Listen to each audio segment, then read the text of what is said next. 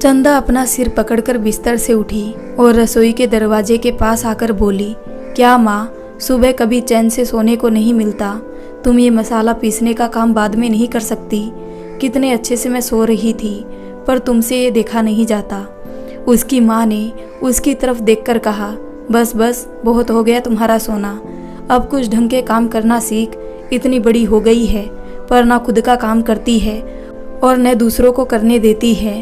कहकर माँ वापस अपने काम में लग गई और चंदा मुंह बनाती हुई बैठक में आ गई।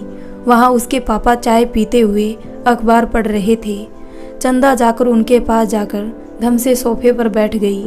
देखे ना पापा, माँ रोज सुबह ही मुझे परेशान करती है, ठीक से सोने को भी नहीं मिलता। हाँ हाँ, मैं तो जैसे तुम्हारी सौतेली माँ ठहरी, बाकी तुमसे बड़े 3 बच्चों को तो दिन भर गोद में लिए फिरती हूँ। एक तुम पर तो जुल्म किया जाता है। अरे सच की जो सौतेली होती तो पता नहीं क्या गत करती। अपने तीनों भाई बहनों को देख, कब से उठकर अपने काम में या पढ़ाई में लग गए, पर तुमको 8 बजे तक सोना है और कोई उठाए तो बाप के पास शिकायत लेकर बैठ जाओ। इतना सब सुनकर तो चंदा की नींद तो पूरी तरह से उड़ चुकी थी और उसे अपनी गलती भी महसूस हो रही थी। फौरन माँ से चिपकती हुई उसे प्यार से बोलने लगी, ओ माँ, मेरी प्यारी माँ, तुम्हारा यही रूप देखने के लिए तो मैं ऐसा बोल रही थी, वरना तो हमारी माँ से ज़्यादा अच्छा भला कौन है? पापा आप ही बताओ। पापा तो दोनों माँ बेटी का ये रोज का नाटक देखकर हंसने लगे और कहा, भाई जैसी माँ वैसे ही बच्चे। अरे बाकी को भी आवाज़ तो दो, मैंने आज सवेरे से उन्हें नहीं देखा। बबीता तो उठकर कब से पढ़ रही है और शेखर भी कोचिंग क्लास में गया है, आता ही होगा। और वीरेंद्र तो ऑफिस जाने के लिए तैयार हो रहा होगा। और आपको क्या अपने ऑफिस नहीं जाना है? जाइए जल्दी नहा लीजिए, मैं सबके लिए नाश्ता बना रही हूँ, नाश्ते पर सबसे मिल लेना। ये था मिश्रा परिवार, जहाँ अभी प्यारी सी नोकझोंक चल रही थी। पूरा परिवार बड़ी खुश शांति से रह रहा है, ना किसी का लेना एक और ना किसी को देना दो। मिश्रा जी सरकारी ऑफिस में हेड क्लर्क है। मिश्राइन पूरे घर की धुरी है। चारों बच्चे अपने माँ बाप को बहुत मानते हैं और उन्हें अपना आशीर्वाद भी मानते हैं। चारों ही बच्चे पढ़ने में होशियार हैं और इसलिए सबसे बड़े बेटे शेखर को प्रथम बार ही बड़े पद में मल्टीनेशनल कंपनी में नौकरी मिल गई है। हजारों रुपए की सैलरी है, पर घमंड बिल्कुल भी नहीं है। अपने घर के लिए बहुत कुछ करना चाहता है। वो तो दूसरे नौकरों के साथ साथ एक कुक भी रखना चाहता था ताकि माँ को आराम मिले। लेकिन मिश्राइन को तो अपने बच्चों और पति के लिए खाना बनाना बहुत भाता था। भला दूसरे कैसे उनके स्वाद अनुसार पका पाएंगे, और वो भी शुद्धता से भरपूर। शेखर के बाद हुई बबीता, वो भी बड़ी ज़हीन है, दिखने में सुंदर है और पढ़ाई के बाद वो भी नौकरी करना चाहती है, लेकिन अपनी माँ के घर के कामों में मदद भी करती है। तीसरे नंबर पर वीरेंद्र है, जो कि मेडिकल की पढ़ाई करने के लिए जी जान से जुटा हुआ है।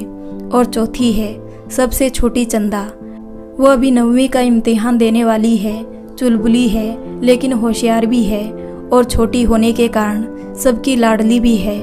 मिश्रा जी के पिता भी है और 3 भाई भी है, जो अपनी अपनी नौकरी की वजह से अलग अलग शहरों में रहते हैं। उनके पिता की गांव में पैतृक जमीन और घर है। वैसे तो अधिकतर अपने बेटों के पास जाकर रहते हैं, लेकिन कभी उनका मन करता है तो अपने गांव जाकर भी कुछ दिन रह आते हैं। सभी बेटों के शहर में रहने के कारण उन्होंने अपने खेत बटाई में दे दिए हैं और जो भी हिस्सा उन्हें मिलता है उनमें से खाने लायक रखकर बाकी सब अनाज को मंडी में बेच देते हैं, जिससे उनकी अच्छी आमदनी हो जाती है। और कसरत वगैरह करने के कारण अभी भी स्वस्थ है, किसी भी बेटे पर आश्रित नहीं है। जब जी चाहता है चारों बेटों के यहाँ बारी बारी से रह जाते हैं और अपने पोता पोतियों पर स्नेह लुटा आते हैं। पर उनका मन गांव में ही ज़्यादा रमता है। जब भी वो अपने बेटे के पास जाकर रहते हैं तो चारों बच्चे उन्हें ही घेरे रहते हैं। और मिश्राइन भी बहू की भूमिका में पूरी निष्ठा से गुजरती है। मिश्राइन की ये भी एक खूबी है कि अपने घर बार को लेकर उन्हें चलना आता है और उनकी इसी राह में उनकी देवरानियां भी पूरा साथ देती है। भले ही चारों भाई अलग अलग शहरों में रहते हैं, पर दिल के तार पूरी तरह जुड़े हुए हैं। आज बड़ी सुबह से ही उठकर मिसराइन बड़े शौक और तल्लीनता से कई कई व्यंजन बनाने में लगी हुई थी। शेखर की पसंद का हलवा, मसाला पूरी, खीर, पुलाव और कोफ्ते सब बनाकर शाम के लिए भी कचौरी और रायता, रसगुल्ले ये सब भी बनाने की पहले से तैयारी कर रही थी। आखिर आज शेखर का जन्मदिन जो था, शेखर ही नहीं बल्कि अपने सभी बच्चों और मिश्रा जी के जन्मदिन पड़ने पर इसी तरह घर में ही उनके पसंदीदा व्यंजन बनाने में उसे बड़ा अच्छा लगता है। कितनी ही बार सब बच्चे उसे मना कर चुके हैं कि इस तरह थक थक कर इतने सारे व्यंजन बनाने की ज़रूरत नहीं है और फिर कुछ बाजार से ही मंगवा लेते हैं, पर उल्टे मिसराइन बुरा मान जाती। हाँ, अब तुम लोगों को हमारे हाथ का खाना नहीं भाता है, बाजार से अगड़म बगड़म मंगाकर खाओगे। उस जाने कब के पुराने बने खाने में तो तुम लोगों को बहुत स्वाद मिलेगा ना। इस तरह बड़बड़ाने लगती तो चंदा ही उसे चुप कराती। ठीक है माँ, ठीक है, जो तुमको अच्छा लगे सब बनाओ, हमें तुम्हारे बनाए हुए सब कुछ अच्छा लगता है। वो तो इतना सब बनाने में तुम्हें थकान नहीं हो इसलिए मना करते हैं। अरे तो तुम लोगों के लिए बनाने में मुझे कोई थकान नहीं होती है, माँ कहती। मिश्रा जी ये सब सुनकर कहते, बनाने दो बेटा, उसके बनाए खाने में स्वाद के साथ साथ उसका प्यार और आशीर्वाद भी मिलता है। उसके हाथ का खाना खाने से आज तक किसी के पेट में कोई तकलीफ नहीं हुई, तो ये सब उसके हाथ का ही कमाल है।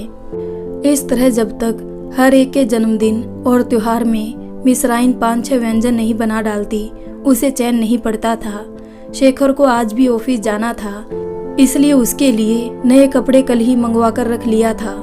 सवेरे जब नहा धोकर शेखर कमरे में आया तो माँ ने उसे नए कपड़े पकड़ाए। माँ को सबकी पसंद का खाना और कैसे कपड़े पसंद आते हैं सबसे वाकिफ थी।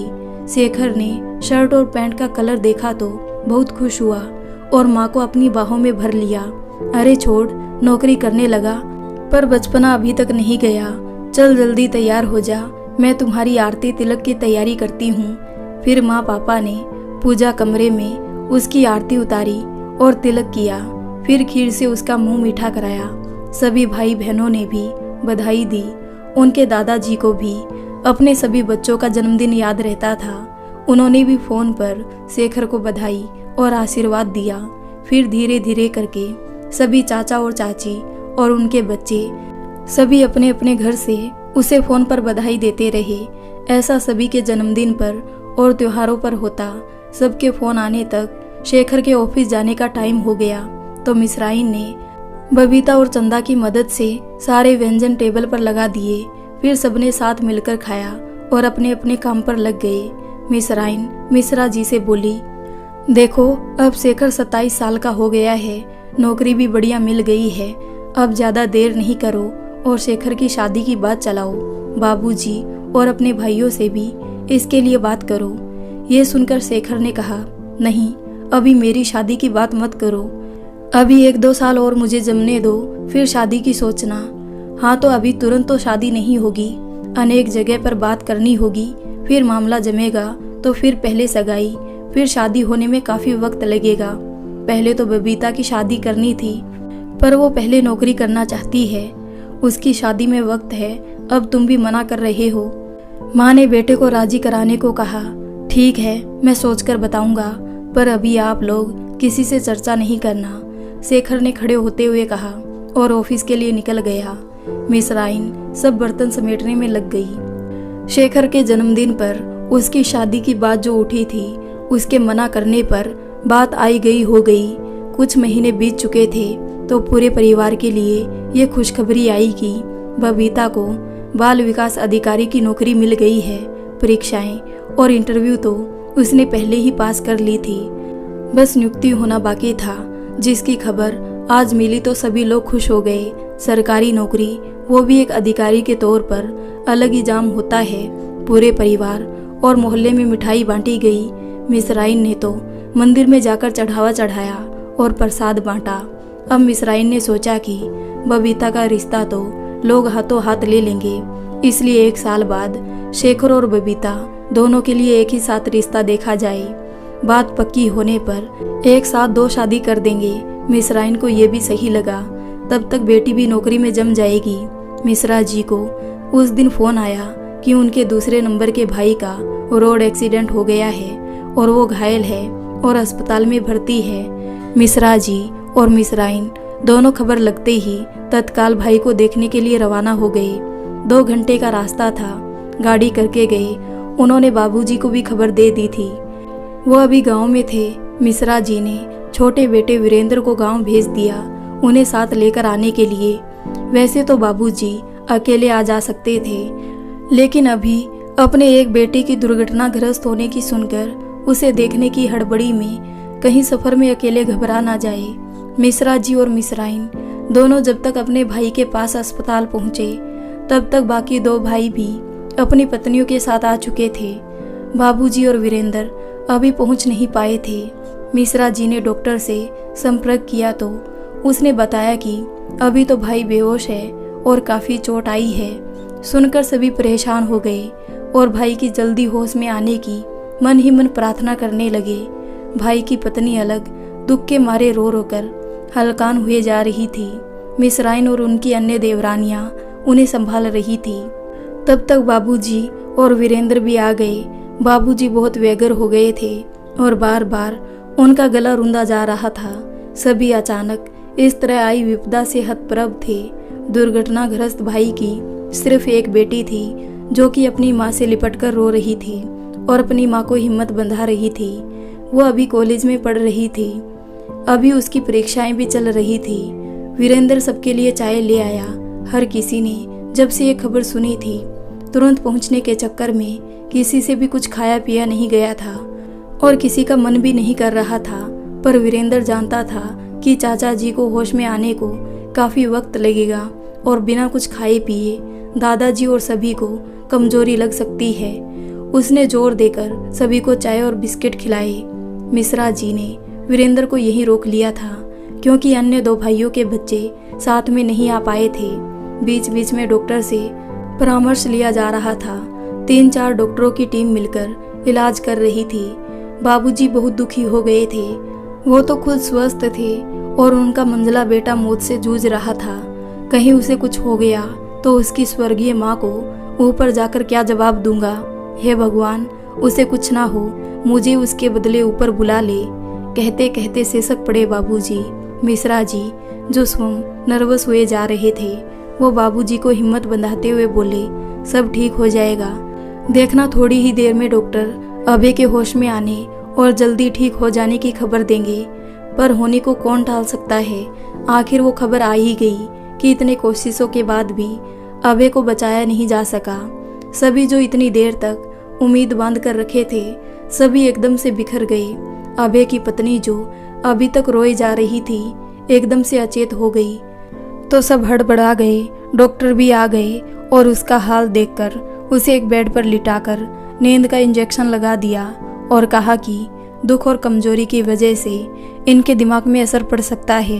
कुछ देर के लिए इन्हें सुला दिया गया है, जब तक उठेगी तब तक दिमागी प्रेशर कम हो जाएगा। बाबूजी अलग बिलख रहे थे, उन्हें भी संभालना था और इतना दुख होते हुए भी आगे की तैयारी करनी थी। अभय की इकलौती बेटी कामना, उसे तो अपने पिता की मृत्यु और माँ के अचेत अवस्था को देखकर कुछ भी सूझ नहीं रहा था। बाकी सबका भी लगभग यही हाल था। इसी तरह एक ही दिन में अभय का दुर्घटनाग्रस्त होना और फिर कुछ ही घंटों बाद ही उसकी मृत्यु भी हो जाना सबके लिए एक सदमा था। बाबूजी तो वृद्ध थे, सभी बेटे और बहुएं भी अधेड़ अवस्था के आसपास थे। सिर्फ वीरेंद्र ही था जिसने अपने को काबू में किया हुआ था।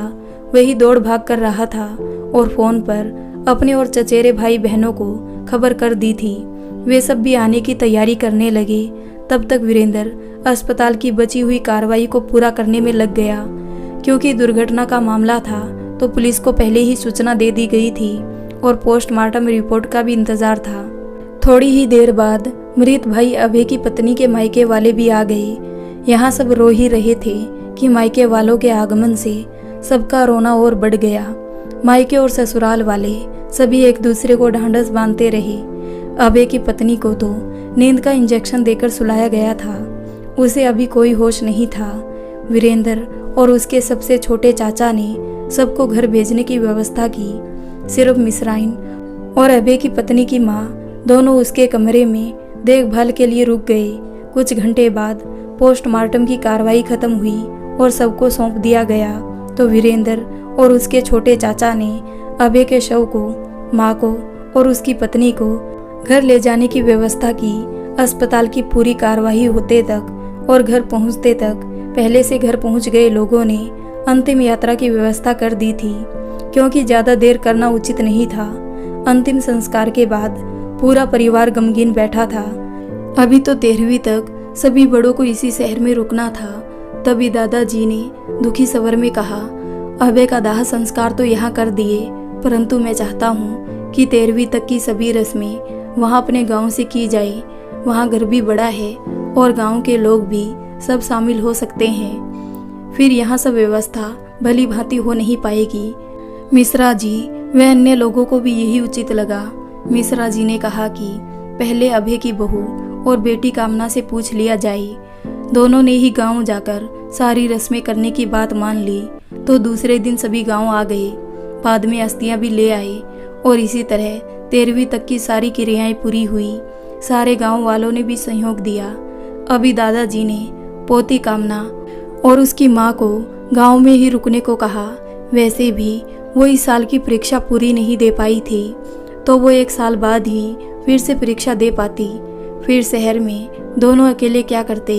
मिश्रा जी और मिश्राइन ने तय किया कि बारी बारी से छुट्टियां लेकर वो लोग और उनके बाकी दोनों भाई और उनकी पत्नी आकर गांव में रहेंगे, ताकि कामना और उसकी माँ को अकेला महसूस ना हो। इस तरह साल भर ये व्यवस्था जमाई गई और फिर अभय की बरसी पर सभी लोग फिर से जुट गए। तब तक कामना की परीक्षा की भी तारीख आ गई थी। बरसी के अगले हफ्ते से परीक्षा शुरू होने वाली थी। कामना का भविष्य खराब ना हो, इसके लिए दादाजी उन्हें लेकर शहर आ गए। पूरे साल भर बाद अभय के जाने के बाद आज पहली बार उसकी पत्नी वापस इस घर में आई थी तो अभय की यादों से वो फपक पड़ी। कामना तो बीच बीच में यहाँ आती रहती थी तो उसने तो हिम्मत बांध लिया था। अब उसे अपने लिए ही नहीं बल्कि अपनी माँ के लिए भी हिम्मत बनाना था।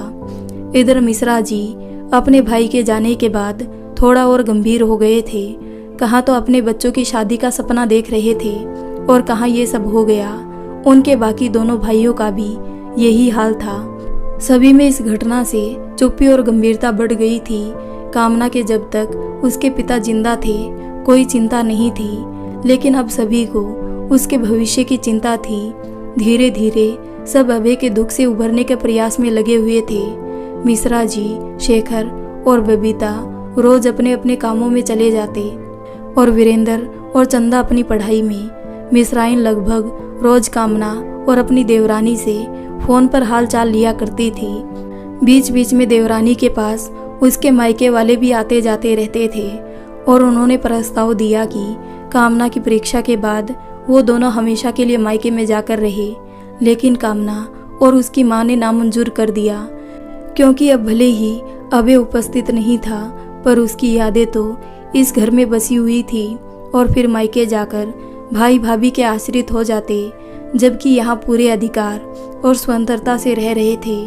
फिर दादाजी तो अब उनके ही साथ रहने लगे थे और मिश्रा जी और उनके दोनों भाई भी फोन पर तो कभी घर आकर पूरा ध्यान रखते थे। फिर सभी चचेरे भाई बहन भी एक दूसरे का पूरा ख्याल रखते थे। इसलिए अब कामना और उसकी माँ को अपना घर छोड़कर जाने की इच्छा नहीं हुई। फिर गांव का घर तो था ही। इस तरह 2 साल हो गए तो मिश्राइन के मन में फिर से बच्चों की शादी को लेकर इच्छा जागृत होने लगी। वैसे भी उनका विचार था कि इतने दुख के बाद अगर घर में शादी ब्याह हो तो फिर से खुशी का माहौल बन जाएगा। उन्होंने झट से मिश्रा जी और अपने ससुर जी को ये मशवरा दिया तो उन्हें भी ये उचित लगा। वैसे भी शेखर और बबीता की उम्र हो गई थी शादी के लिए। शेखर भी अब शादी के लिए तैयार हो गया था। मिश्रा जी के बाकी भाइयों के बच्चे शेखर और बबीता से थोड़े छोटे थे। उनमें भी दोनों की शादी को लेकर बहुत उत्साह था। आखिर ये उन सब में पहली शादी होती। मिश्राइन ने अपने मायके में खबर कर दी कि कोई अच्छा रिश्ता दोनों भाई बहन के लिए देखें। मिश्राइन और मिश्रा जी के मन में फिर से शेखर और बबीता के लिए रिश्ते ढूंढने का उमंग जागा। इस बहाने पूरे परिवार में जो मायूसी छाई थी वो भी दूर हो जाएगी। बबीता की पोस्टिंग पास के ही दूसरे जिले में हुई थी, तो उसे आने जाने में थोड़ा टाइम तो लग जाता था, पर इतना दूर भी नहीं था कि वहीं जाकर रहने का सोचा जाए। अब तो होली भी नज़दीक आ रही थी और साथ ही उसका काम भी बढ़ गया था।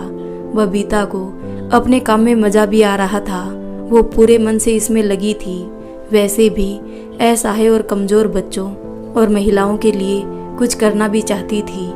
अब होली नज़दीक आ रही थी तो मिस्राइन की व्यस्तता बढ़ना तो तय था, क्योंकि वो हर त्योहार को पूरी रीति रिवाज से मनाना चाहती थी, जिसमें बच्चों और मिश्रा जी को भी पूरा सहयोग करना पड़ता था। पूरे घर के कोने कोने की साफ सफाई और मुस्तैदी से की जाती। औना कोना कहीं भी कुछ भी कबाड़ रहने नहीं दिया जाता। रसोई घर की तो विशेष रूप से साफ सफाई की जाती। दिवाली में तो पूरे घर में रंग रोगन होता ही, पर होली में भी मिस्राइन अपनी रसोई घर और पूजा कमरे को पोताई अवश्य करवाती थी। पहले तो वो स्वयं अपने हाथों से ही सब कर लेती थी, लेकिन अब मजदूरों द्वारा करवाया जाता है। हाँ, पर उन पर पूरा ध्यान अवश्य रखती ताकि अच्छे से काम हो। हाँ, पर अभी भी त्योहार के सारे व्यंजन और पूजा पाठ का सारा सामान वो अपने हाथों से ही तैयार करना पसंद करती। मोहल्ले में सार्वजनिक होली दहन की तैयारी चल रही थी। मोहल्ले के सब लड़के, जिसमें वीरेंद्र भी शामिल था, सभी बड़े उत्साह से होलिका को जमाने और सजावट में लगे हुए थे। वीरेंद्र वैसे तो अपनी पढ़ाई में लीन रहता था, पर होली, दीपावली, दशहरा जैसे त्योहारों में पूरे जोश से भर जाता है और मोहल्ले के अपने हम उम्र के साथ जुड़ जाता है। शेखर भी पहले ऐसा ही था, लेकिन अब ऑफिस की व्यस्तता और दूसरे उसके उम्र वाले संगी साथी भी अब अपने काम की वजह से अलग अलग शहरों में बस गए हैं। कभी कभार ही 2-4 दोस्तों से मुलाकात हो जाती है, लेकिन फिर भी घर में त्योहार में तो पूरे उत्साह से शामिल होता है। और चंदा और बबीता की तो कितनी सारी सहेलियां हैं। उम्र में छोटे बड़े होने पर भी सहेलियों की कमी नहीं है। हाँ, बबीता की उम्र की कुछ लड़कियों की तो 2-3 साल पहले ही शादी हो गई है, जिन्हें अपने ससुराल के बंधनों और बच्चों में व्यस्त देखकर बबीता और चंदा उनकी खूब हंसी उड़ाते। लेकिन अभी भी मिस्राइन अपने मध्यम वर्गीय पुराने विचारों को पूरी तरह त्याग नहीं पाई थी। जब उन दोनों को इस तरह वैवाहिक जीवन की हंसी उड़ाती देखती तो उन्हें टोक देती और गृहस्थी के फायदे गिनाने लगती। होली आ रही थी तो मिस्राइन ने गोबर का इंतजाम कर उसे होलिका में डालने के लिए मालाएं बनाकर सूखने के लिए रख दिया। शपथ धान्य भी एक छोटी टोकरी में रख लिया और नारियल भी। फिर रसोई घर में पहले रोज का खाना बनाकर होली के व्यंजनों की तैयारी में लग गई। कुरकुरी चकलियाँ, रस भरे गुलाब जामुन, चिवाड़ा और नरम सेव, फिर गुजिया और दही बड़े तो बनते ही थे, जो सबको पसंद आता। सभी व्यंजन ज़्यादा मात्रा में बनाए जाते, क्योंकि आस पड़ोस के घरों में भी आदान प्रदान किया जाता। मिश्रा जी ने सोचा कि क्यों ना बाबूजी, कामना और उसकी माँ को भी इस अवसर पर कुछ दिन के लिए बुलाया जाए। अभी तो कामना की परीक्षा में भी देरी है, तो आने में कोई रुकावट नहीं है। यहाँ सबके साथ रहने से और त्योहार के माहौल में उन्हें अच्छा बदलाव महसूस होगा। वैसे भी अभय के जाने के बाद किसी ने भी अच्छे से कोई त्योहार नहीं मनाया है। बस खाना पूर्ति कर ली जाती, लेकिन जीना है तो उसे पूरे संजीदगी से और उल्लास से जीना चाहिए। जाने वाला तो चला गया, लेकिन उसके पीछे उसके घर वाले हमेशा बिसूरते रहे तो मृतक की आत्मा को भी शांति नहीं मिलती है। यही सोचकर उन्होंने बाबूजी को फ़ोन कर यहाँ आने को कहा तो बाबूजी भी मान गए और कामना ने भी अपनी माँ को जाने के लिए मनाया। तीनों ही अगले दिन रवाना होकर मिश्रा जी के यहाँ पहुँच गए। मिश्राइन ने उनके रहने की पहले ही व्यवस्था कर ली थी। बाबूजी को मिश्रा जी के साथ और अपनी देवरानी को अपने साथ कमरे में सुलाने की व्यवस्था कर ली थी। कामना, बबीता और चंदा के साथ उनके कमरे में चली गई थी। मिश्राइन और बच्चों ने अपनी विधवा चाची और कामना को दुख या कमी महसूस ना हो, इसका पूरा ध्यान रखते थे। दूसरे दिन होलिका दहन था तो सभी लोग मुहूर्त के समय होलिका दहन के स्थान पर चले गए। वहाँ कुछ महिलाएं पहले से ही पूजा व परिक्रमा कर रही थी। मिश्राइन ने भी अपनी देवरानी को ले जाकर पूजा किया गोबर की मालाएं चढ़ाई। फिर सबने परिक्रमा की। फिर होलिका दहन हुआ तो शपथ धान्य लाई, मक्का छिड़कते हुए परिक्रमा करी। फिर मोहल्ले के लोगों ने एक दूसरे को बधाई दिया। फिर सब धीरे धीरे अपने घर लौटने लगे। वीरेंद्र और शेखर कुछ देर के लिए वहीं रुक गए। बाकी सब घर आ गए तो मिश्राइन और उसकी देवरानी ने सबके लिए खाना परोसा। फिर मिश्राइन ने गुलाब जामुन निकालकर सबको खाने को दिया तो बाबूजी बोल पड़े, बड़ी बहू गुलाब जामुन तो बहुत बढ़िया बने हैं। बबीता, चंदा और कामना को भी सिखा देना तो उनके काम आएगी। मिश्राइन ने हाँ कहा, लेकिन चंदा उल्हाना देते हुए अपने दादाजी से बोल पड़ी, क्या दादाजी आप भी माँ की तरह शुरू हो गए? माँ तो रोज ही हमारे पीछे पड़ी रहती है, क्या ये सीख लो, वो सीख लो, ससुराल में काम आएगा। अब बबीता दीदी इतने बड़े पोस्ट में है, शादी के बाद नौकर चाकर भरे रहेंगे, फिर क्यों दीदी ऑफिस से आकर गुलाब जामुन बनाने में लगेगी? ऐसी पढ़ाई और नौकरी का क्या फायदा फिर? दादाजी ने हंसकर कहा, इसका जवाब तो तुम्हारी माँ है। क्या मतलब दादाजी? चंदा के साथ साथ कामना ने भी उसके स्वर में अपना स्वर मिलाया। तुम लोग देख रहे हो तुम्हारी माँ के हाथों से बनाए हुए खाने में कितना स्वाद होता है, क्योंकि उसके द्वारा पूरे साफ सफाई से और सबकी पसंद का ध्यान रखते हुए खाना बनाया जाता है। और खाना बनाना परोसना भी कला की श्रेणी में आता है। तो कोई कला सीखना कभी भी व्यर्थ नहीं जाता है। फिर नौकरों के होते हुए भी कभी कभी ऐसा मौका भी आ जाता है कि घर के सारे काम स्वयं ही करने पड़ सकते हैं। तो पहले से अभ्यास हो तो कुछ भी करने में मुश्किल नहीं होती। अब समझे तुम लोग? हाँ दादाजी, हम समझ गए कि कोई काम सीखना हमेशा काम आता है और अपनों के लिए प्यार से कुछ बनाकर खिलाने में कितना अच्छा लगता है, जैसे माँ को आता है। कहकर माँ से लिपट गई चंदा और कामना। तो मिश्राइन समेत सब हंसने लगे। इसी तरह बातें करते हुए काफ़ी देर हो गई तो मिश्राइन और कामना की माँ ने सबको सोने को कहा कि कल जल्दी उठना है। तुम सबको कल होली खेलनी है कि नहीं? सभी अपने अपने बिस्तर में सोने चले गए। फिर भी बहुत देर तक बिस्तर पर लेटे लेटे ही कामना और चंदा सबको कैसे होली के रंगों से सराबोर करना है इसकी योजना बनाते रहे। सवेरे सबसे पहले उठकर मिश्राइन और कामना की माँ और दादाजी ने उठकर स्नान कर पूजा पाठ कर भगवान को भी गुलाल चढ़ाया। फिर दोनों देवरानी जेठानी ने सबको जगाकर चाय और कुछ हल्का फुल्का खाने को दिया। वैसे भी आज तो दिन भर रंगों के साथ खाने पीने का दौर भी चलता रहता है, कभी अपने घर तो कभी पड़ोसियों और दोस्तों के यहाँ। इस तरह धूमधाम से ये पर्व मनाया गया। इसमें तन के साथ साथ मन भी रंगों से उत्फुल्ल हो जाता है। बीच बीच में मिश्रा जी और मिश्राइन के भाई बहनों के फोन बधाई देने के लिए आते रहे। देर शाम होते तक सब बच्चे थक गए थे तो घर में ही बैठकर चाची और माँ से गीत सुन रहे थे और बीच बीच में थोड़ा बहुत नाचने भी लगते थे। इस तरह होली का पूरा दिन मौज मस्ती में गुजर गया। होली बीत जाने के बाद फिर से शादी की बात चल पड़ी। मिश्राइन ने अपनी देवरानी से कहा कि अब आई हो तो शादी की बात पक्की होने तक यहीं रुकना, फिर तो कामना के पेपर शुरू हो जाएंगे तो जाना ही पड़ेगा। देवरानी ने भी कहा, हाँ दीदी, ईश्वर चाहेगा तो तब तक दोनों के लिए अच्छे रिश्ते जरूर मिल जाएंगे, तो बाकी परिवार को बुलाकर मंगनी की रस्म कर देंगे। शादी सभी बच्चों की परीक्षा के बाद करेंगे। अब कवायद शुरू हुई लड़की और लड़का ढूंढने की। कोई रिश्ता दादाजी और मिश्रा जी को नहीं जमता तो कहीं शेखर और बबीता या कामना और चंदा कुछ कमी निकाल देते। इस तरह 3-4 रिश्ते के बारे में जानकारी ले ली, पर कुछ ना कुछ कमी निकल आती। दादाजी और मिश्रा जी अच्छा घराना खोजते तो बच्चे चेहरे मोहरे और कदकाठी को तोलते। धीरे धीरे 1 महीना गुजर गया तो कामना ने कहा कि अब तो उसकी परीक्षाएं शुरू होने वाली है तो अब यहाँ से जाना होगा। तो दादाजी भी उनके साथ चले गए। उन लोगों के जाने के बाद घर में सबको सोना लग रहा था। कुछ दिन बाद मिश्रा जी के छोटे भाई का फोन आया कि उनकी पत्नी के मायके में मामा की लड़की शेखर के लिए सब प्रकार से योग्य है। मैं फोटो और उसकी सब जानकारी भिजवा रहा हूँ, पसंद आने पर सूचना देना। अगले दिन कुरियर द्वारा लड़की और उसके परिवार की सारी जानकारी मिल गई। फोटो में तो लड़की बहुत आकर्षक दिख रही थी और जो जानकारी भेजी गई थी उनके अनुसार सब कुछ अच्छा लगा तो सबकी सहमति से मिश्रा जी ने अपने भाई को बात आगे बढ़ाने को कहा। मिश्रा जी के भाई ने जल्दी ही लड़की वालों से बात कर उन्हें आने के लिए कह दिया। जिस दिन वो लोग आने वाले थे, मिश्रा जी के दोनों भाई और दादाजी भी घर पहुंच गए थे।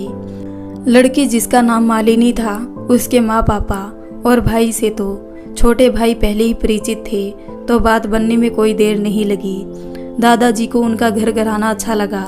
आखिर उनके सभी पोता पोतियों में शेखर और बबीता ही सबसे बड़े थे, तो दादाजी सोचते थे कि अगली पीढ़ी की शादी की शुरुआत अगर अच्छे घरों में होगी तो बाकी सबके लिए भी अच्छा रिश्ता मिलेगा। सब तय हुआ तो मंगनी की तारीख भी तय कर ली गई, ताकि सब परिवार वालों को सूचना दी जा सके और इस मौके पर शामिल हो सके। मिश्रा जी ने लड़की वालों को बता दिया था कि वो लोग शेखर और बबीता की शादी एक ही साथ करना चाहते हैं, तो बबीता की शादी तय होने के बाद ही शादी की तारीख तय की जाएगी। लड़की वालों ने यह स्वीकार कर लिया। अब बबीता के लिए रिश्ता ढूंढने के लिए सब लग गए। सबकी यही चाहत थी कि घर घराना के साथ लड़का भी बबीता की तरह ऊंचे सरकारी ओहदे पर हो। बस बात इसी में अटक जाती थी, क्योंकि सरकारी नौकरी वाले, वो भी अच्छे पोस्ट वाले, तो कम ही मिलते थे। कोई मिल भी जाता तो देखने में या उसकी आदतें ठीक नहीं होती। आखिर सबको अपने ख्यालात बदलने पड़े और सबने सलाह किया कि ना सही सरकारी नौकरी, अगर शेखर की तरह अच्छी सैलरी वाली नौकरी हो या अच्छा बिजनेस चला रहा हो तो भी कोई हर्ज नहीं। शेखर की शादी तय हो गई थी मालिनी से। अब बस बबीता के लिए उचित वर की तलाश थी। उधर कामना के पर्चे शुरू हो गए थे, वो उसमें व्यस्त थी। उसकी माँ ने तय किया कि वो अपने बुटीक के काम को अब विस्तार देगी।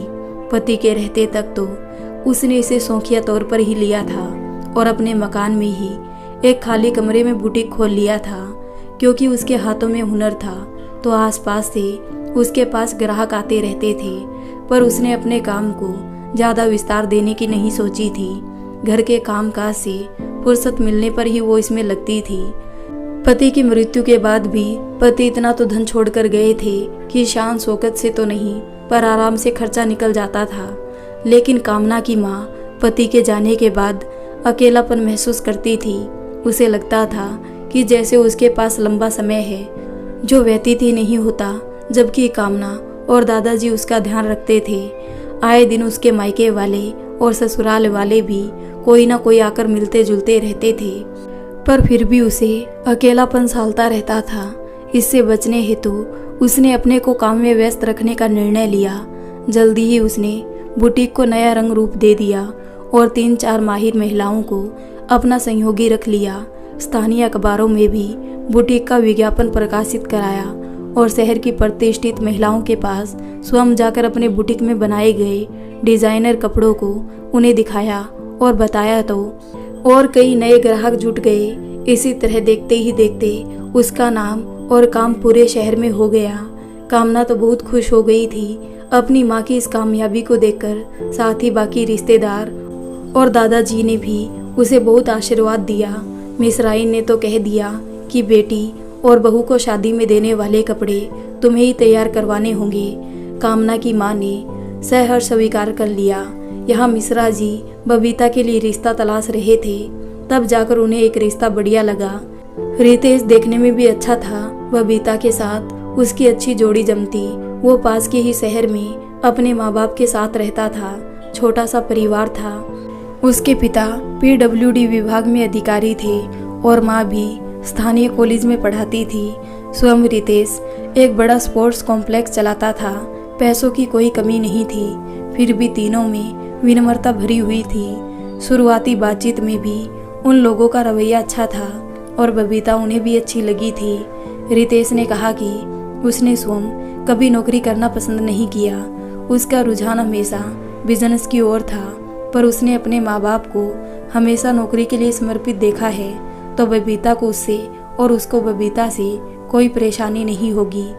मिश्राइन और मिश्रा जी को जब ये रिश्ता जमा तो उन्होंने दादाजी को बुलाया और उन्हें सब बताया, तो दादाजी को भी सब अच्छा लगा। उन्होंने कहा कि कामना की परीक्षा अगले 15 दिन तक खत्म हो जाएगी, तब तक चंदा और वीरेंद्र की भी परीक्षा पूरी हो जाएगी। फिर सगाई वगैरह रख लेंगे। मिश्रा जी को भी उचित लगा। मिश्रा जी ने अपने दोनों भाइयों को भी बताया तो उन्हें भी ये सही लगा। शेखर ने मालिनी को भी बता दिया कि अब जल्दी ही शादी की तारीख तय हो जाएगी। वो भी बहुत खुश हुई और उसके घर वालों को भी इत्मीनान हुआ कि मालिनी और शेखर का रिश्ता अब उधर में लटका नहीं रहेगा। अब तक इसलिए उन्होंने मालिनी और शेखर को कहीं एक साथ बाहर घूमने नहीं दिया था, लेकिन अब उन पर यह पाबंदी हट गई थी। पहले तो मालिनी की माँ उन दोनों को फोन पर भी ज़्यादा देर तक बातें करने नहीं देती थी। मालिनी के पापा को ये भी भय रहता था कि कहीं बबीता की शादी में कोई अड़चन आई तो यह रिश्ता भी टूट सकता है। वे लोग शेखर और मालिनी को घूमने मिलने से मना किया करते थे। अब जब ये प्रतिबंध हटा दिया गया तो शेखर और मालिनी अक्सर मिलने लगे, नहीं तो फोन में लगे ही रहते। वहीं रितेश और बबीता में भी बातचीत शुरू हो गई थी और दोनों ही एक दूसरे को जानने समझने में लगे हुए थे। बीच बीच में रितेश की माँ भी बबीता को फोन कर अपने परिवार के बारे में बताया करती थी। अब कब बात शादी तक पहुंचेगी, इसी का सबको इंतजार था। वही बबीता ने दौड़ भाग कर अपनी बदली अपने होने वाले ससुराल वाले शहर में करवा लिया था। वैसे वो शहर भी उसके घर वाले शहर के नज़दीक ही था, उसे आने जाने में सुविधा हो जाती। अब चारों ही शीघ्र विवाह बंधन में बन जाना चाहते थे। परिवार के सब लोग अपनी अपनी तैयारी कर रहे थे। शेखर और बबीता दोनों की शादी की अगले 15 दिन बाद चंदा, कामना और वीरेंद्र की परीक्षाएं समाप्ति पर थी और मिश्रा जी के दोनों भाइयों के बच्चे चंदा और वीरेंद्र से छोटे थे। उनकी परीक्षा पहले ही समाप्त हो गई थी। सब भाई बहनों में दोनों शादी को लेकर बहुत उत्साह था। मिश्रा जी और उनके तीनों भाइयों को मिलाकर चारों भाइयों के कुल 9 बच्चे थे। चंदा, वीरेंद्र, बबीता और शेखर मिश्रा जी के बच्चे। तो कामना मंझले भाई की बेटी थी। तीसरे नंबर के भाई की 2 बेटियां थी, रीता और नीता। चौथे और सबसे छोटे भाई के भी 2 बच्चे थे, अंकिता और संकल्प, जो अभी 10 और 12 साल के थे। मिश्रा परिवार में अभी यही दोनों सबसे छोटे सदस्य थे। शादी के लिए उनका उत्साह देखने लायक था। शादी के समय कब क्या पहनेंगे और कौन कौन सा डांस करेंगे, इसकी प्रैक्टिस शुरू हो गई थी। परीक्षाएं खत्म होते ही कामना अपने दादाजी के साथ यहाँ आ गई थी। उसकी माँ अभी अपने बुटीक के चलते इतनी जल्दी आ नहीं सकती थी, इसलिए वे दोनों ही आ गए। तो मिश्राइन ने कामना की माँ को फ़ोन पर कहा कि जल्दी ही आओ, कुछ दिन के लिए बुटीक को अपने सहायकों के सहारे छोड़ दे। और हाँ, बबीता और मालिनी के कपड़े तैयार हो गए हो तो साथ ही ले आई। उनके कुछ तैयार कपड़े तो कामना अपने साथ ले आई थी। बाकी कपड़ों में थोड़ा थोड़ा काम बचा था, जिसे ही पूरा किया जा रहा था। इधर मिश्राइन की सबसे छोटी देवरानी अपने दोनों बच्चों को लेकर आ गई थी। देवर को अभी छुट्टी नहीं मिल पा रही थी, उसने अभी इन्हें ही भेज दिया था। घर बेहद भरा भरा लग रहा था। तीसरे नंबर के देवर देवरानी अभी छुट्टी की वजह से 3-4 दिन बाद आने वाले थे। उनकी दोनों बेटियां रीता और नीता चंदा से थोड़ी ही छोटी थी। वे लोग अकेले जाने की जिद करने लगी, पर उनके मम्मी पापा ने किसी तरह मनाकर उन्हें अपने ही साथ ले जाने के लिए तैयार किया। दादाजी तो अपने सबसे बड़े पोते और पोती की शादी को लेकर बहुत खुश थे। साथ ही उन्हें सभी बच्चों का साथ मिल रहा था। नहीं तो मंझले बेटे अभय की असामयिक मृत्यु ने उनको हिलाकर रख दिया था। दिन भर बच्चों की उछल कूद देखते और उनकी शादी को लेकर तैयारियां देखते तो जैसे उनके दिल को ठंडक पहुंचती। बच्चों ने मिलकर उनके लिए भी नए कुर्ते और धोतियां खरीद दी थी। कुछ दिन बाद तीसरे नंबर के बेटा बहू और उनकी बेटियां आ गई तो रौनक और बढ़ गई। अब बस सबसे छोटे बेटे के आने का इंतजार था। बहू और बच्चे तो पहले ही आ गए थे। सबके सोने और खाने का इंतजाम करते बहुओं को कब रात हो जाती पता ही नहीं चलता था। साथ में ही शादी की तैयारी भी करनी थी। कभी लेने देने के कपड़े लेने जा रहे हैं तो कभी बबीता की शादी में जोड़ने के लिए तरह तरह के अचार, बड़ियाँ और पापड़ बनाए जाते। चंदा और कामना को भी इसमें लगाया जाता। देखते ही देखते शादी के दिन और करीब आ गए। तब तक छोटा भाई और कामना की माँ भी आ गए थे। पूरा घर भर गया था और सभी कमरों से हंसी ठाकों की आवाज़ सुनाई देती थी। इतने दिनों बाद सब मिल रहे थे, वो भी खुशी के अवसर पर, नहीं तो बस भाई अभय की बरसी पर ही इकट्ठे हुए थे। कामना की माँ सबको अपने तैयार किए हुए कपड़ों की डिजाइन दिखा रही थी। दिखाते हुए उसने बबीता से कहा कि बबीता बेटी, ब्लाउज और कुर्ती वगैरह को पहनकर देख लो, नाव वगैरह सब ठीक है कि नहीं, कुछ गड़बड़ होगी तो तुरंत ठीक कर दूंगी। अपनी चाची के कहने पर बबीता ने कपड़े पहन पहन कर ट्राई कर लिया। सभी कपड़े बढ़िया फिटिंग के निकले। आखिर उसकी चाची सिलाई कढ़ाई में एक्सपर्ट थी, तो बिगड़ने का सवाल ही नहीं था। बबीता ने अपनी चाची को बाहों में भर लिया और कहा, वाह चाची, आपके हाथ में तो जादू है। कितनी बढ़िया फिटिंग के ब्लाउज और सलवार सूट बनाए हैं। सबके डिजाइन भी सुंदर और आरामदायक है, पहनने में कोई दिक्कत नहीं हुई। बबीता की बातों को सुनकर सभी ने कामना की माँ की तारीफ की और सबसे छोटी वाली चाची ने कामना और चंदा के साथ मिलकर बबीता की शादी में दिए जाने वाले बैग और सूटकेस में सब कपड़ों को अच्छी तरह जमा दिया। शादी के गहने तो लॉकर में ही रखे गए थे, जो सुरक्षा की दृष्टि से उसी समय निकाले जाने थे। बाकी श्रृंगार के सामान और चूड़ियाँ कंगन वगैरह अलग से जमा दिए। बबीता ने कुछ दिनों की छुट्टी ले ली थी। रोज सुबह उसकी माँ उसके उपटन लगाकर स्नान करने को कहती। अरे अभी तो रख रखाव के दिन है, ऑफिस जाने की भी जल्दी नहीं है, तो रोज ही उपटन लगा लिया कर। रोज रोज ऑफिस जाकर देख तो कैसा चेहरा कुम्हला गया है। बाकी चाचियाँ भी उसे सुंदरता निखारने के लिए तो कभी उसे शादी के बाद नए नए ससुराल में जाकर कैसे क्या करना है इसकी सलाह देते रहते। कभी कभी तो बबीता खिंच भी जाती, क्या आप सब मेरे ही पीछे पड़ी रहती हैं। कभी शेखर भैया को कुछ क्यों नहीं सिखाती, उनकी भी तो शादी है, कैसे अपनी पत्नी के साथ पेश आना है, अपने ससुराल वालों को कैसे हैंडल करना है, इन्हें भी बताओ। अरे बेटी, इसके लिए तो हम लोग हैं ना, सब ट्रेनिंग पक्की तरह से देंगे। सबसे छोटे चाचा और मंझले चाचा ने शेखर को अपने साथ लेते हुए कहा, तो उनकी बात पर सब हंस पड़े। बबीता की भी हंसी छूट गई तो दादाजी ने उसके सिर पर हाथ रखकर कहा, बस बेटा, मेरे सारे पोता पोतियाँ इसी तरह अपने अपने घर में हंसते मुस्कुराते रहे। अपने करियर ही नहीं बल्कि अपने अपने परिवार में भी अच्छे से रचे बसे, यही मेरी अभिलाषा है और तुम सबको मेरा आशीर्वाद है। सभी जो हंस रहे थे दादाजी की बातों को सुनकर थोड़ा भावुक हो गए। बबीता तो दादाजी से लिपट गई। मिसराइन की भी अपनी बेटी की कुछ ही दिनों बाद होने वाली विदाई को सोचकर आंखें भर आई। चंदा और कामना ने सबको भावुक होते देखा तो माहौल को फिर से हल्का फुल्का करने के लिए बबीता को छेड़ते हुए नाचने गाने लगी। जल्दी ही मिसराइन और उनकी देवरानियां भी पारंपरिक विवाह गीतों को गाते हुए उनका साथ देने लगी। अगले रोज बबीता के ससुराल वाले उसकी ओली भरने के लिए आने वाले थे। उसकी होने वाली सास और ससुर तथा उनके 4-5 रिश्तेदार ही आने वाले थे, तो मिसराइन ने घर में ही सब प्रबंध कर लिया और आंगन को ही अच्छी तरह सजा जमाकर मेहमानों की खातिरदारी के लिए तैयार कर दिया। बबीता भी उन लोगों के आने से पहले तैयार हो गई थी। पीच कलर के लहंगा चोली और हल्के मेकअप में ही बबीता का रूप रंग निखर गया था। इस अवसर पर उसके मंगेतर रितेश को नहीं लाया जा रहा था, तो उसने वीडियो कॉल में बबीता को देखने की इच्छा जताई। बबीता उससे बातें कर रही थी। उसके घर वाले पहुंच गए तो बबीता ने फ़ोन पर रितेश से विदा लिया और अपने कमरे में इंतज़ार करते बैठ गई। दादाजी और सभी बड़े लोगों ने बाहर दरवाजे पर निकलकर उनका स्वागत किया और सबको अंदर ले आए। बबीता की मंझली चाची, बबीता की सास और उनके साथ आए 2 और महिलाओं को अंदर कमरे में ले गई। सभी महिलाएं एक कमरे में और दूसरे कमरे में पुरुष बैठ गए। सबका हालचाल पूछते तक मिसराइन के मायके से उनके बड़े भाई भाभी भी इस अवसर पर पहुंच गए। सबका आपस में परिचय करवाया गया। फिर सभी लोग चाय नाश्ते के बाद आंगन में इकट्ठा हो गए। मिसराइन के मायके में तो माँ पिता का निधन हो गया था, तो भाई भाभी आ गए थे।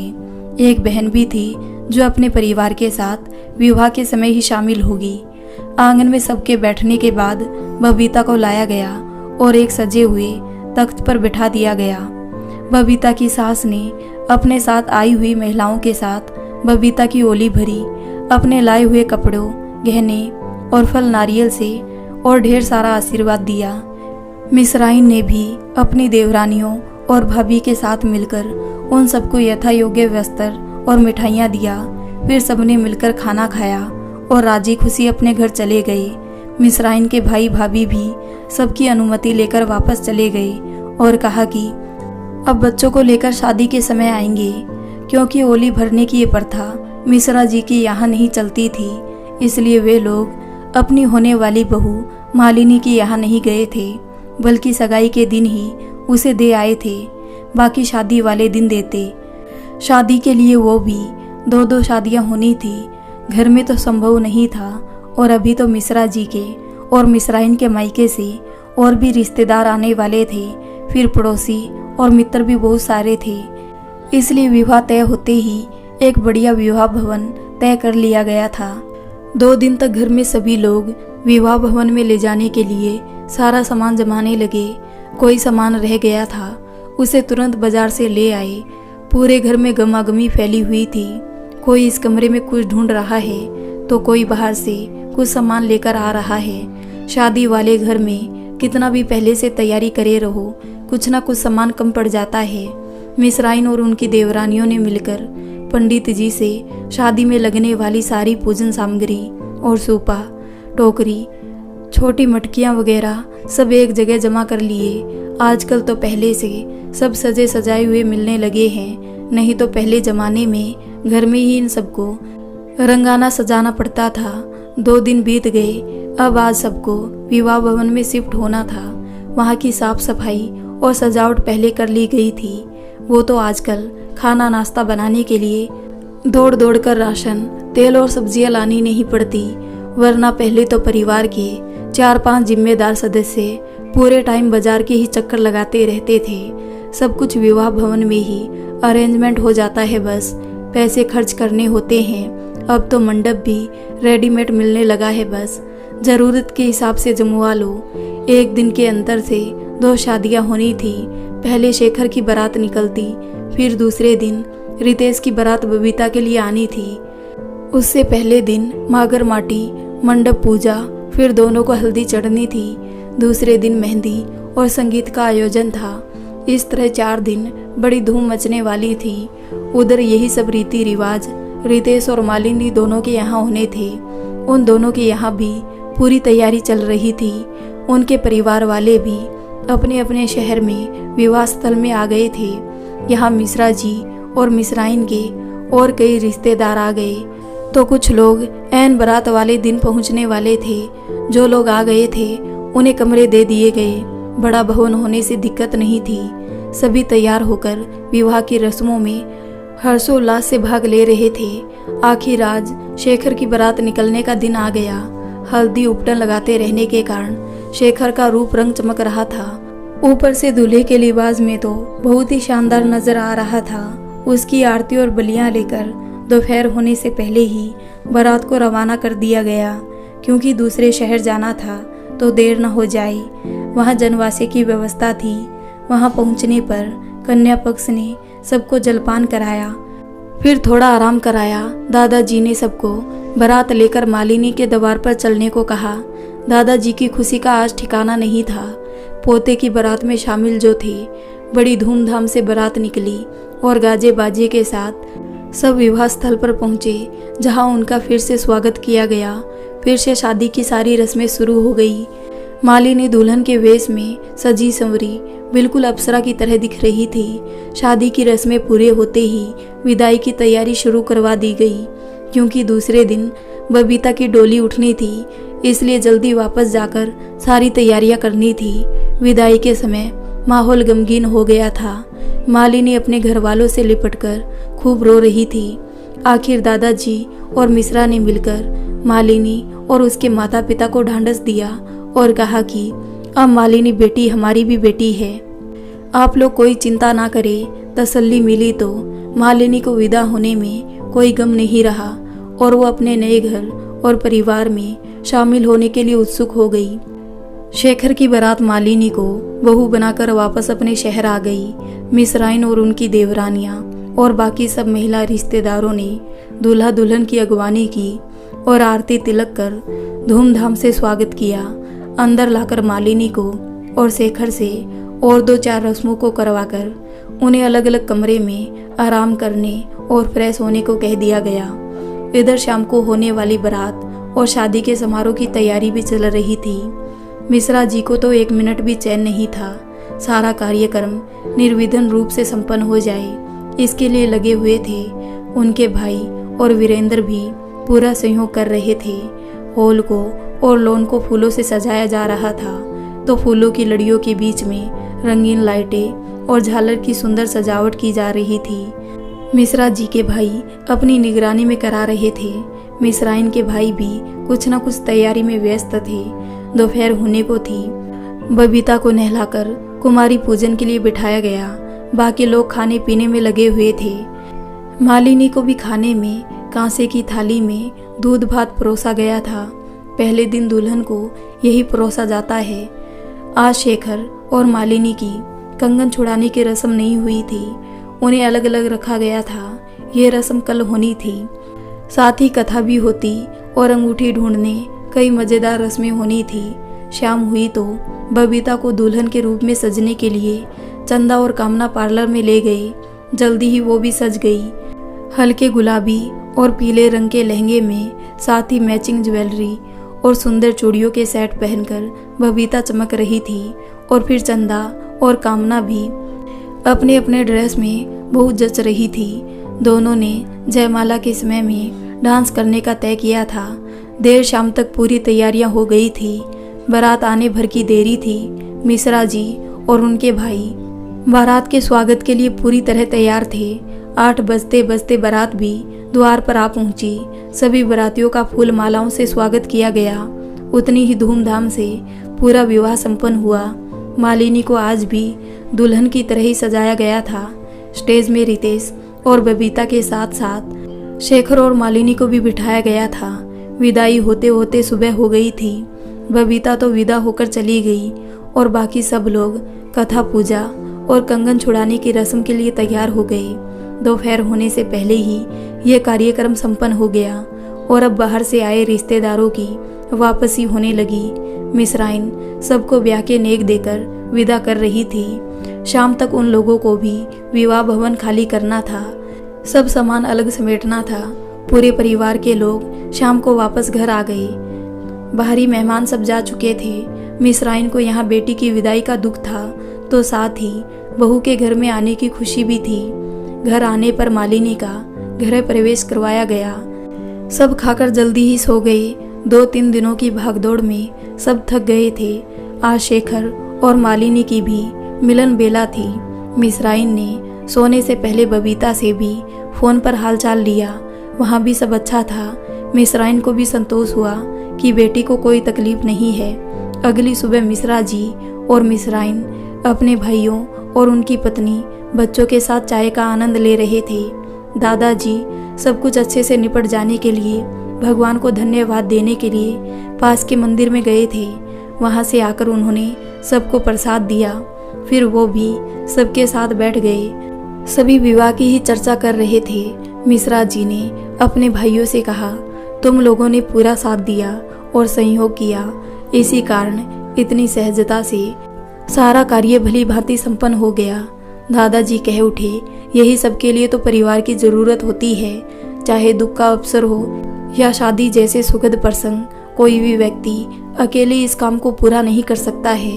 काश तुम भाइयों की तरह सबके परिवार में एकता और भाईचारा होता। मेरी अब बस यही इच्छा है कि मेरे मरने के बाद भी तुम सब इसी तरह एकता में बंधे रहो। भले ही अपनी नौकरी के कारण अलग अलग शहरों में रहते हो, पर एक दूसरे के काम आओ। सभी ने उनकी हाँ में हाँ मिलाई। नई आई बहू मालिनी ने भी इस परिवार को एकजुट बनाए रखने का संकल्प लिया। तो दोस्तों, आपको ये कहानी कैसी लगी? अगर अच्छी लगी हो तो वीडियो को लाइक कर दें और कमेंट करके ज़रूर बताएं। तो मिलते हैं ऐसी एक और मज़ेदार कहानी के साथ। तब तक के लिए धन्यवाद।